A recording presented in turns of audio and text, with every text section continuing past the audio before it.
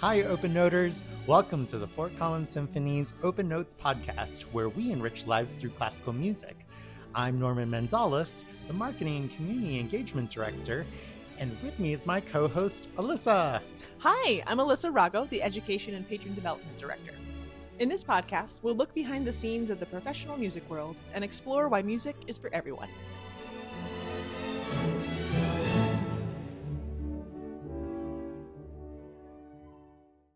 Classical music has been around for centuries, but in a rapidly changing world, many arts organizations are asking an important question.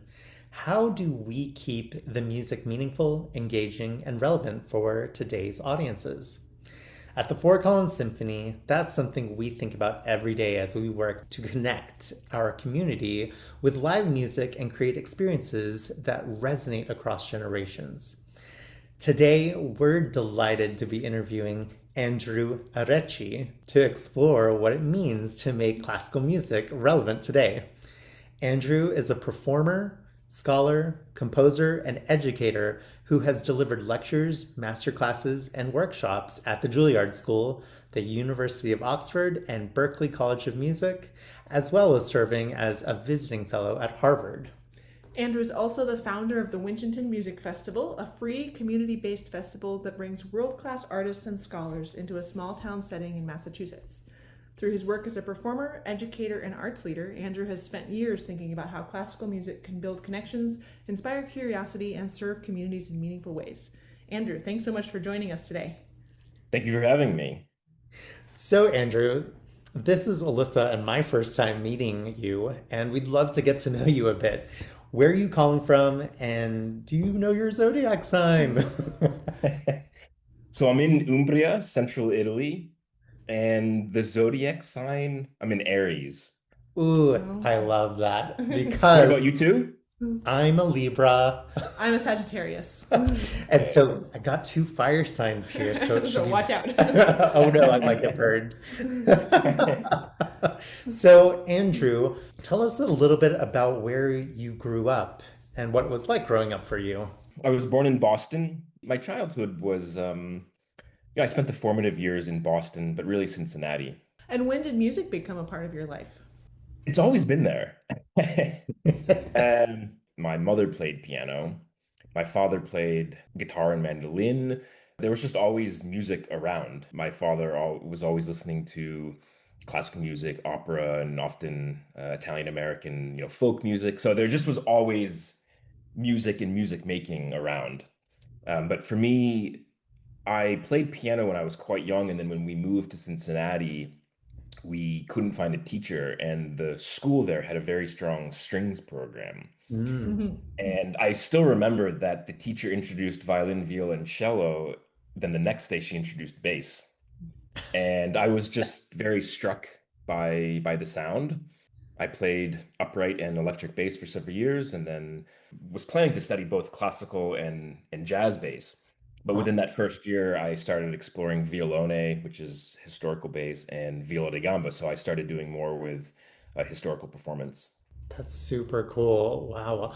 I'm just really curious, are there any non-musical interests that you have that, I don't know, has either influenced your musical gifts and talents or vice versa, things that kind of spurred other non-musical interests because of your music? Well, I studied art history as well. My interest in the history of the double bass and then also art history led to these earlier genres of music making.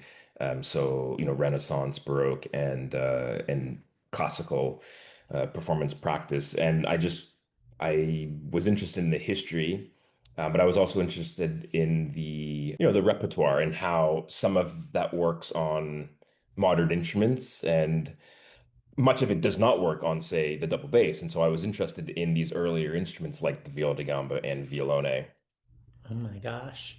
Well, I mean, for some of our audience members who don't know those instruments, can you liken the sound of those instruments, to anything that they might be familiar with?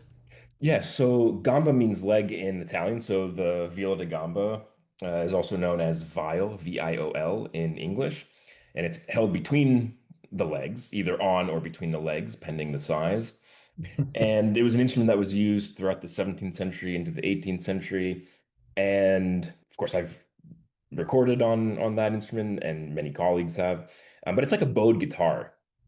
Oh, In cool. fact, the vials are tuned in a similar way to the lute, so it's like a bowed lute, but it has a quality that is similar to the cello. It's a 6 or 7 string instrument, so you can play double stops and chords. So it's a very resonant instrument. And not to become too technical, but the violone is a very ambiguous term, but now we use it to refer to the Baroque double bass. It can refer to 3, 4, 5, or 6 string instruments. Oh, So wow. it's an ambiguous term. Yeah. Do you It have a basically just means large viola in the Italian sense, so just a large string instrument. do you have a preference for how many strings are on your violone when you play?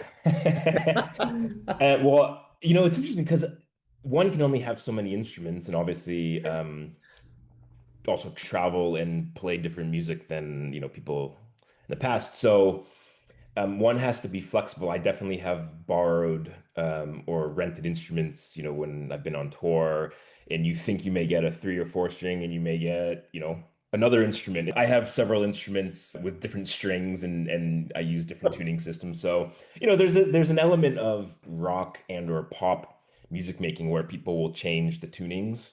And Okay. that was done historically. Mhm. I have a practical question.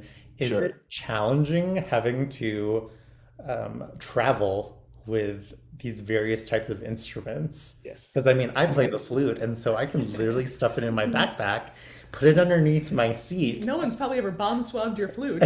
Exactly.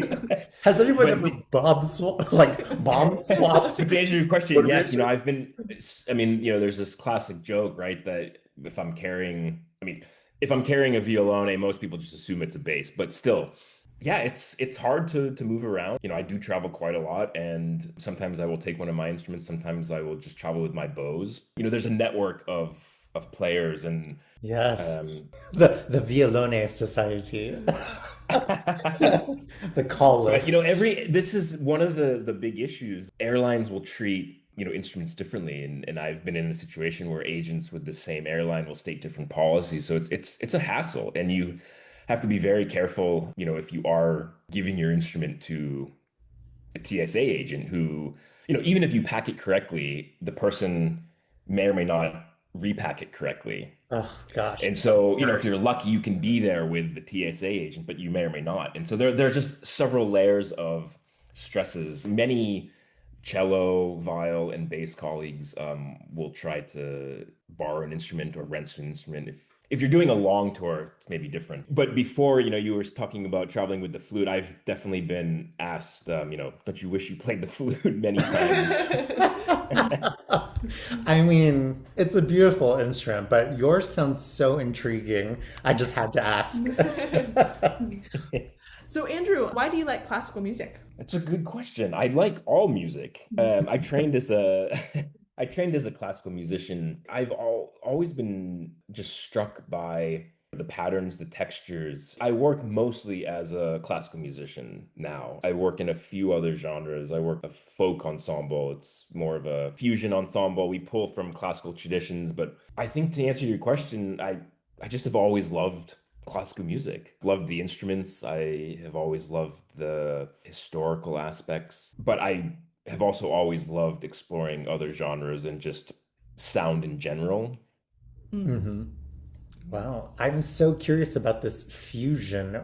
The ensemble is called Floyd's Row, and one of my colleagues, England, and I did this project, and we were looking at because some of these old tunes from the 17th century and 18th century are still used in folk circles. And of course, I was interested in the history of some of that and started researching some of these anonymous tunes that are several hundred years old. Maybe there was a melody and it was changed from major to minor. Maybe the lyrics changed in between either the years or some of these British tunes that were brought to the colonies. Hmm. And we just started looking at some of these connections. There's an element of classical music. There's definitely an element of folk. This term newgrass, which kind of pulls in some bluegrass, but is suggesting more of a modern take. I'm very lucky to like you two, to work in classical music. It's, Oh, absolutely. yeah. I think, especially as I get older, I mean, I've always had an interest in other genres of music. I think as I've gotten older, I just really have found more of an interest in wanting to dabble in other things. And even though I feel like I play jazz flute very poorly, it doesn't stop me from trying. Hmm. So, today's whole topic with this idea of making classical music relevant, I'm just thinking about what are some ways that you think music can impact people in a positive way, specifically classical music. Music therapy is a relatively new field. I mean, there are many studies that show music can be very comforting. Mm. It pulls memories. And there's also the social, element, Hmm. the social and cultural dimension, which as we attend concerts, right, we bond with people, we see people. There's a shared cultural identity. I think that people share, a sense of identity, especially with classical music. It connects us with historical traditions. People writing classical music now are still connected to these older traditions. I love that. So, the topic of classical music's appeal to the broader public now in contemporary times is a complicated one, and it can even be difficult to talk about among musicians and arts administrators, sort of, the people who are actively engaged in it so heavily. It seems like we've been hearing forever that classical music is dying. I know that I've been hearing it since I started music school, which is way longer ago than I will say. And yet, some recent statistics indicate that younger audiences are willing and able to attend the symphony with the right kind of marketing and ticketing strategies in place. In the context of these two conflicting views, can you tell us what relevance means to you when it comes to classical music? I think that we often think in terms of outcomes just because we have to. I mean, I'm like you two, I'm very familiar with the economics of making an organization work. Regardless of these outcomes, like attendance numbers or impact and success can have a lot to do with a program or in an organization, even without, say, concerts selling out. One of the larger questions for all of us is trying to connect with younger people. Some people are doing that through social media. Some people are doing that with bringing classical music into bars or restaurants. I mean, there are a number of strategies, and certainly post pandemic, I think many of us are still experimenting with new models because so much has changed since the pandemic. Yeah. Mm-hmm. I mean, I know for myself, since I'm the marketing director for the symphony, one of the questions that I keep on asking myself is how do we change and move along with the times, because it's constantly changing, even though the product in a lot of ways with your Beethoven and Mozart, the product itself hasn't changed for centuries. And I think for me, as I'm hearing you talk about this, it's really thinking about meeting people where they're at with this music, letting it show up in our culture. In my opinion, I feel like the last time I was in Europe, a lot of this music stemmed from there, but with particularly classical music coming to the States, it feels in some ways like we are still very new to that music. And so we're kind of navigating and coming up with our own ways of making classical music our own.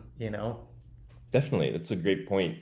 You're right. I mean, I think part of it is exposure. We're often bombarded with pop culture, whether it's film or music. There's also just so much else happening now. Right. And trying to break through, I think, is hard. Well, that's what I love what you said earlier about like sort of the emotion of the music being kind of at the heart of relevance. Like that's never going to change. Because like when you think about, it's all about like numbers and followers and like, how many people are doing this and that. And that's sort of in our culture, that's where value often comes from, is how many people are excited about it. A symphony, like a Mozart symphony or Beethoven symphony, has the same value whether you're playing it for 3 people or 300. Yeah. So because the heart of it is really still the music, even in the midst of all of the other stuff that we're kind of trying to cut through.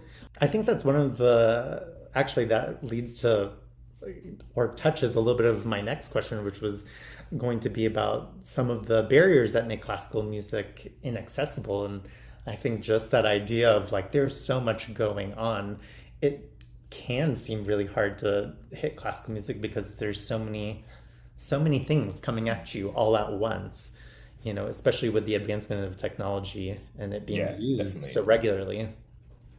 I've been thinking about this quite a lot recently, and I think historically, some of this music was associated with elite circles, with elite institutions, Yeah. courts, grand celebrations, etc. But there's also a wealth of music that was written for, the general public, more or less. Recently too, we've seen some of this with conservatories, formal educational systems, formal concert halls, which could be intimidating, or the potential dress. I mean, there's so many factors that I think people may or may not pursue, with repeated exposure. I think because people do, I've seen this with the festival, that people respond to the music. Can I also just mention, and the reason I'm going to bring this up is because I experienced this yesterday, peer pressure. Peer pressure, and also this whatever popular narrative of like classical music not being cool, of it being too elite. And my experience of the peer pressure yesterday was I had to jump into a river, which I hate the river and I hate water, but I jumped in and like I found it so refreshing and I was really grateful that I actually experienced it.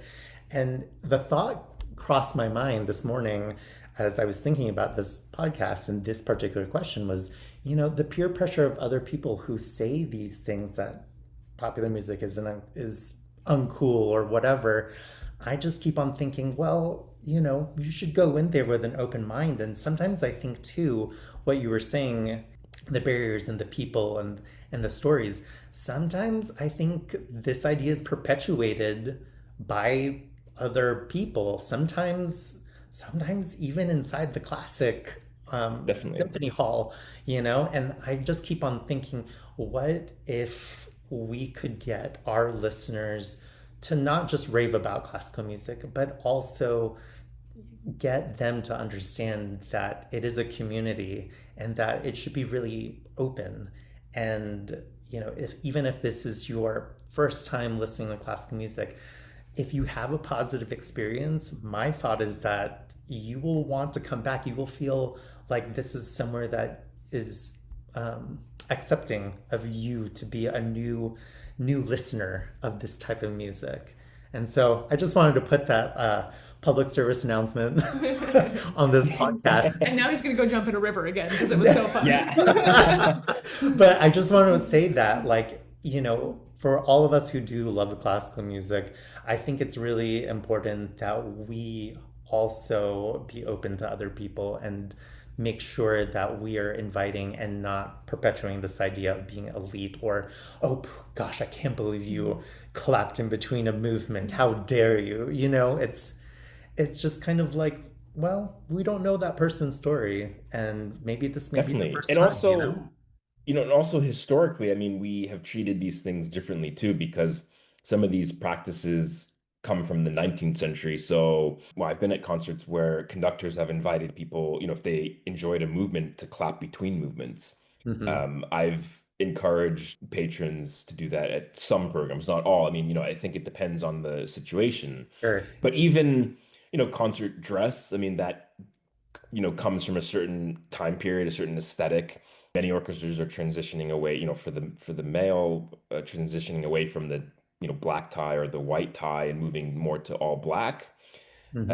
And those are subtle differences, but I think that there are ways to open the doors for any major city. I understand the economic side, that tickets can be very expensive. I mean, in a city like Boston, parking is terrible. So even if the tickets are affordable, I mean, there's an element of, whether the person can drive and or park. I've discussed this with people in marketing with different ensembles, and I think there is an element there of, it's not just the ticket price, but whether the venue is accessible, how quickly costs can add up, whether it's, having dinner and or a drink or, finding parking. The Yeah, culture The really too. culture, totally. the whole experience. Well, Andrew, you've touched a little bit already on the Winchendon Music Festival, but can you give us a little bit more background on it and how you're kind of using it, or setting it up to sort of open the doors, as you said, to like make music more accessible? The festival basically evolved from a weekend of concerts. Winchendon is a small town in north central Massachusetts. The festival is dedicated to my father. The programs are free to the community. I think it's very important to me, I think the board agrees that the programs remain free. It gives people an opportunity to explore and to attend not just the classical programs, but also the jazz programs. It's been a platform to discuss some of these ideas that we're discussing. Music making can exist in a small community. People have engaged with these programs. For instance, we just had this was the first time that we had panel discussion, but I led a discussion with several colleagues about AI in music.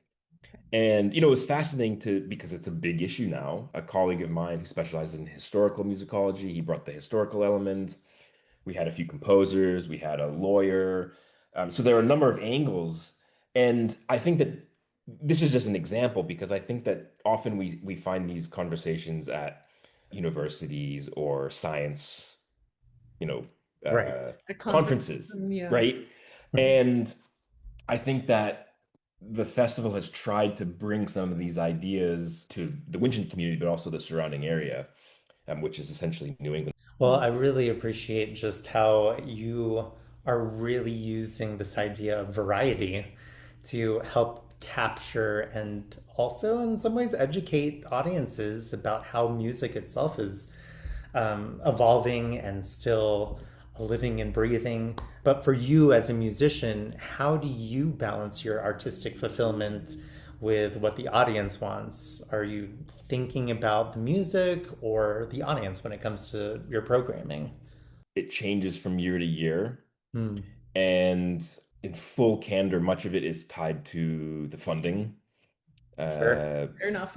which is I usually have a long list of ideas, and and then pending the funds, the board and I discuss, what would be possible, and then from there, it's a sense of, sorting dates with artists, venues, etc. And so it's hard to answer that question because it's like solving several puzzles.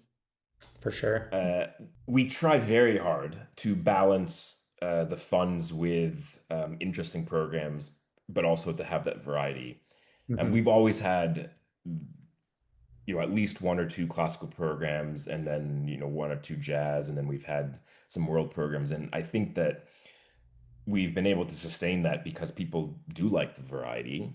Hmm. Well, with all of that in mind, Andrew, what advice would you give to future classical musicians as they try to develop relevance with their own audiences? And how about tips for audience members as well to get the most out of their concert experience? It's a good question. Well, just need to be engaged with the public, that there isn't that divide. I mean, because wherever one is living, the musicians are members of that society, right? Of that community. For sure. In terms of people attending, some institutions have shifted away from, program booklets, and just encourage people to read. Whether musicians speak from the stage or whether it's the conductor or maybe a guest artist, that is also important. I've noticed with the festival programs, sometimes I will speak to the audience, sometimes I will ask my colleagues to speak, and whether it's to introduce, the piece or the composer, but sometimes it's just telling it, an interesting story, either about the music or about, the artist's travels, or it could be anything. But I think inviting people into that can be quite special.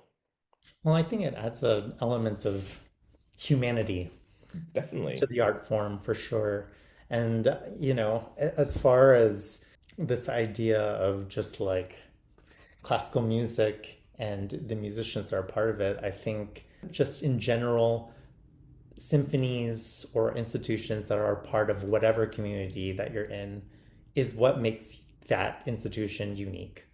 I think that they are a reflection of the community that you live and serve. For me, as I listen to you, it just reminds me of the humanity of what it is that we do being musicians. And Something that came up in the AI discussion was that as there's more and more AI generated music, I mean, certainly with commercials and soundtrack music, several of us discussed the idea that, the intimate music making, whether it's chamber music or being in a room with other people, I think that will remain important, even with all this AI generated music. We're starting to see, quote, AI generated artists become popular, which is crazy. But I do think that whether it's chamber music sitting in a room or even the symphony, being in a room with other people and real humans playing instruments, I think that will remain.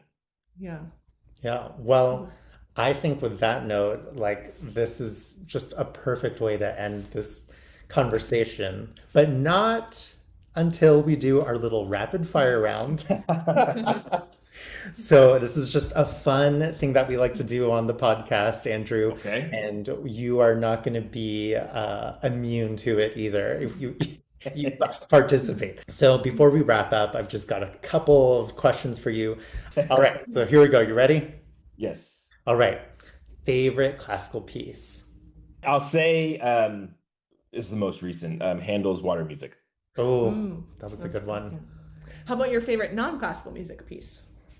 Dua Lipa's "Don't Start Now." Yes, I love that. I mean, I love pop, I love rock, jazz, funk. Awesome. We need to hang out sometime when you're not in Italy. Yeah. Well, my brother lives in Denver, so Awesome. Yes. Well, come and say hi. If you weren't a musician, what would you be doing? something with anthropology. Oh, interesting. I assume not the department store. That is a cool store, but no. Best snack during rehearsal break.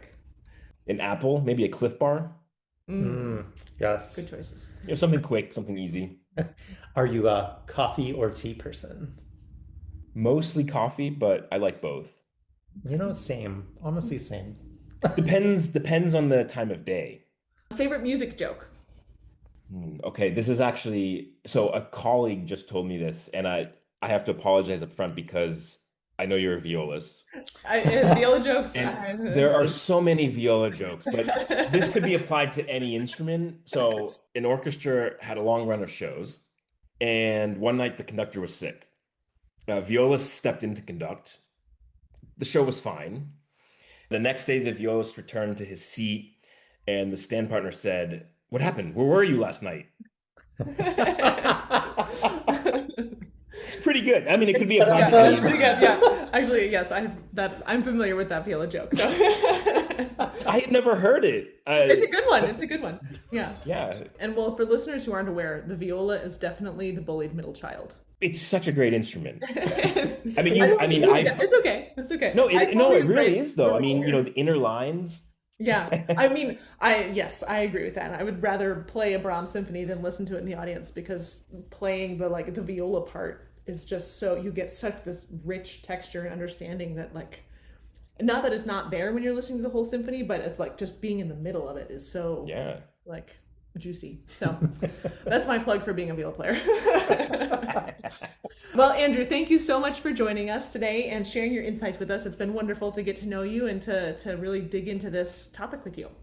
Yeah, thank you so much for having me. Such a pleasure. Tune in next time for more insightful conversations on our podcast. And we'll see you at the symphony. Thanks for tuning in to the Open Notes podcast. We appreciate your support for the arts.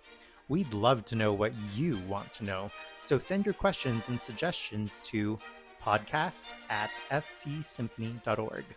For more information on the Fort Collins Symphony, visit our website at fcsymphony.org. We can't wait to hear from you. Until next time. Bye.